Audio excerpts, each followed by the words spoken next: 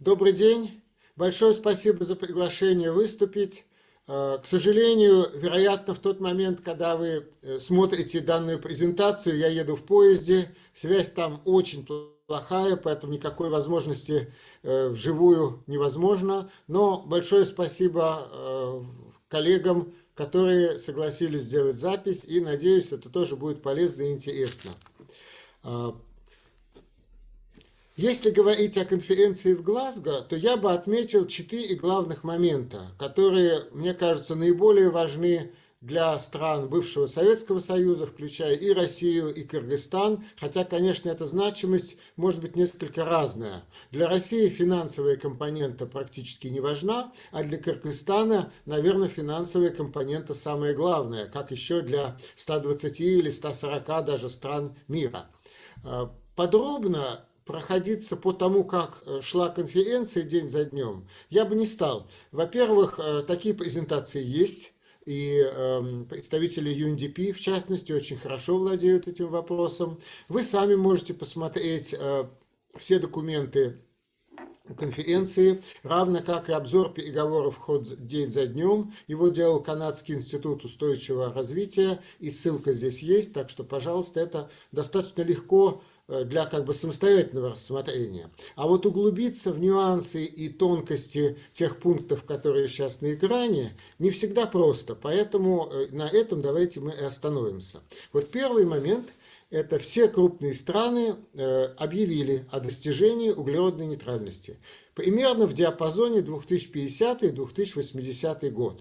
Вы можете меня поправить, никто не называл 2080. Но опыт показывает, что все происходит немножко позже. И поэтому, наверное, нужно ориентироваться именно вот на такой вот диапазон. Теперь что они пообещали? Они пообещали баланс между выбросом и поглощением. Это значит, что снижается выбросы процентов на 80-90, как правило, у большинства стран. Остальное компенсируется. В основном имеются в виду лесные проекты, но совершенно не обязательно только лесные. Могут быть и водно-болотные, и степи, и тундры, и какие-то горные экосистемы, и даже морские акватории. Большинство стран предполагают снизить выбросы. Некоторые страны, в частности Россия, предполагают прежде всего нарастить поглощение лесами.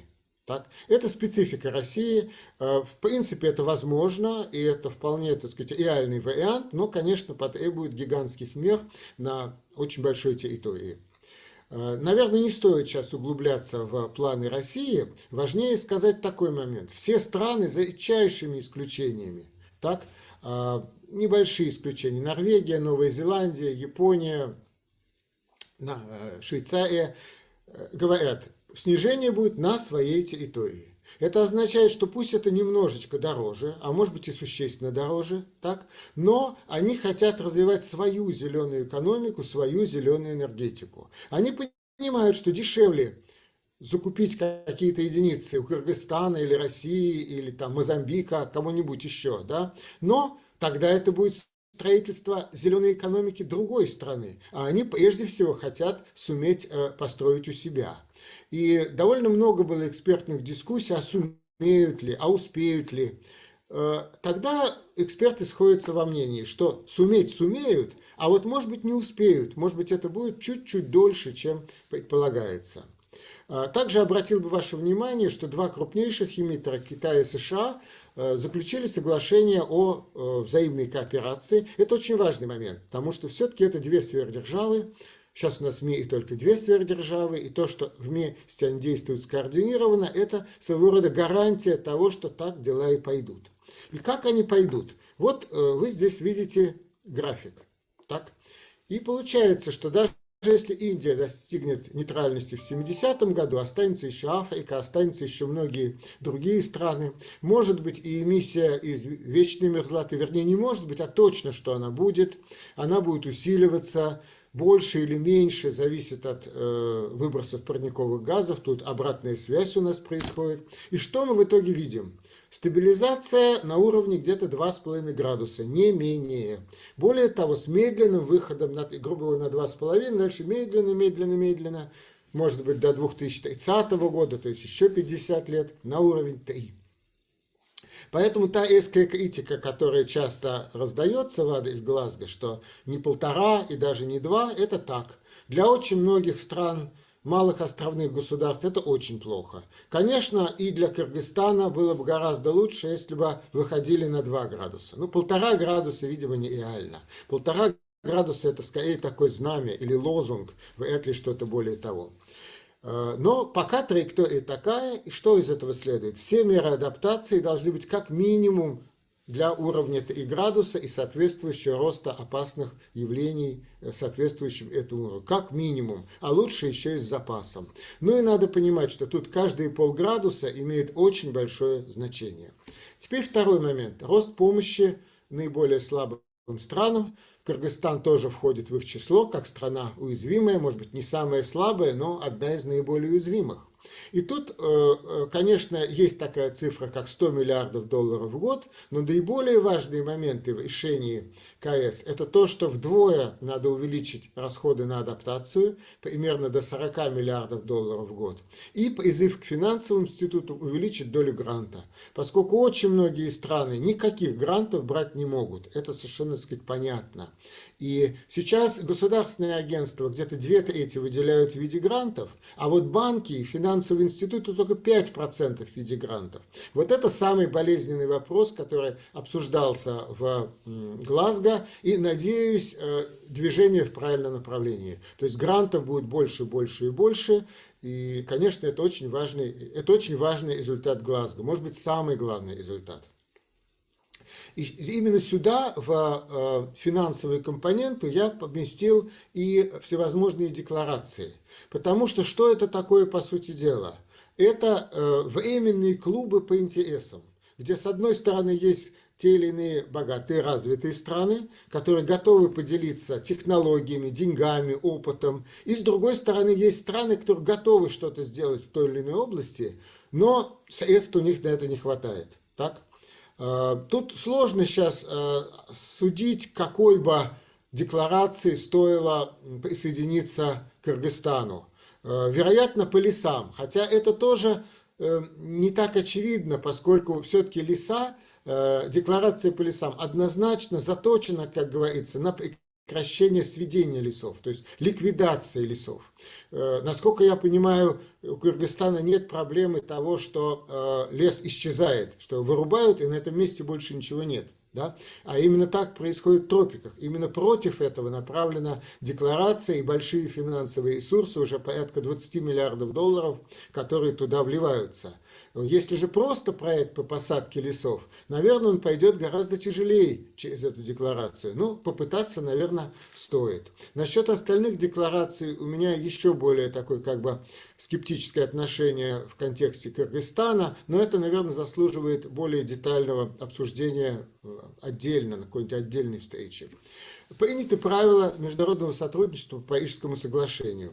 И здесь важный момент, что, да, создана система межгосударственной торговли единицами, но крайне маловероятно, что она будет использоваться сколько-либо масштабно в ближайшие 20-30 лет. Будут отдельные сделки, как правило, они уже обговорены. Швейцария уже обговорила с 6 странами, ну и так далее, и так далее. На это я бы не рассчитывал ни России, ни Кыргызстану.